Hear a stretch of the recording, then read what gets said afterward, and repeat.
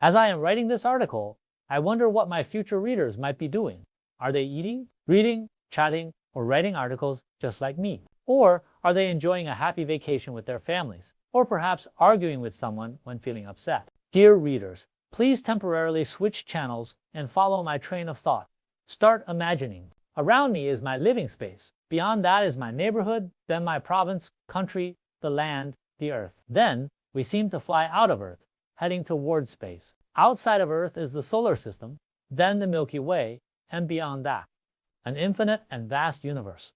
What does the universe look like? The universe we know is based on our calculations and assumptions, as no one has been born with the universe to record the facts and pass them down. Our current mainstream understanding of the universe is largely based on the idea that the universe is like a dough, gradually expanding. Stars, like our sun, and planets, like our Earth, are like sugar grains on this dough. The yellow glowing sugar grains represent stars, and the brown non-glowing sugar grains represent planets. The dough, which we cannot see but is there, is actually the dark matter that helps stars and planets stay together.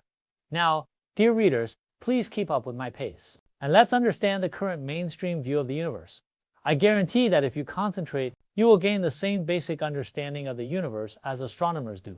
The universe is always expanding, so when we trace it back, the universe gets smaller the further back we go. How far can we trace it? All the way back to 13.8 billion years ago, when the universe was very small, possibly no bigger than an atom. Our current understanding of the universe only reaches this point. As for where this tiny point came from, who placed it there? Whether it was a god or a particle from a larger universe, we do not know. All we know is that the universe was once very small, and we can only begin its history from the point we can speculate about 13.8 billion years ago. On a day in a lonely universe, there was a tiny point. It wandered alone, perhaps a child abandoned by the gods, or a particle lost from a larger space. Suddenly it exploded in anger.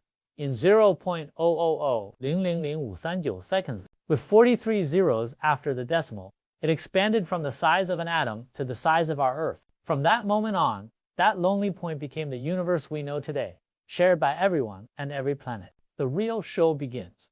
Let's review what the universe was like just after the sudden expansion, using temperature as the main thread. When the temperature was trillions of times that of the sun's core, the universe was a fireball. At such temperatures, atoms, protons, and neutrons could not exist.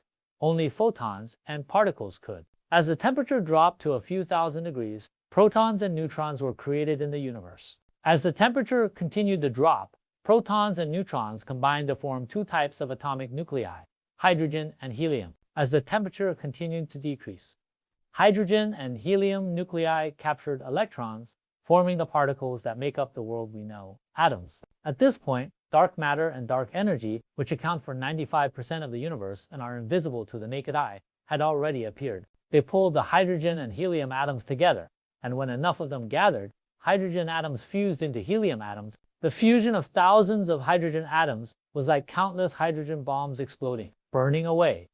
This burning hydrogen became the first generation of stars. After stars burned for a certain period, they exploded. The result of the explosion was the creation of the sun and other stars that we see in the sky, as well as heavy elements scattered throughout the universe. This is where AI is related. The rare metals needed for the AI industry were produced at this time. These elements drifted through the universe, colliding and fusing. Slowly, they became non-burning stones, or planets. Our Earth is one of these stones, just positioned perfectly to allow life to emerge. At this point, we can imagine whether there is life in outer space.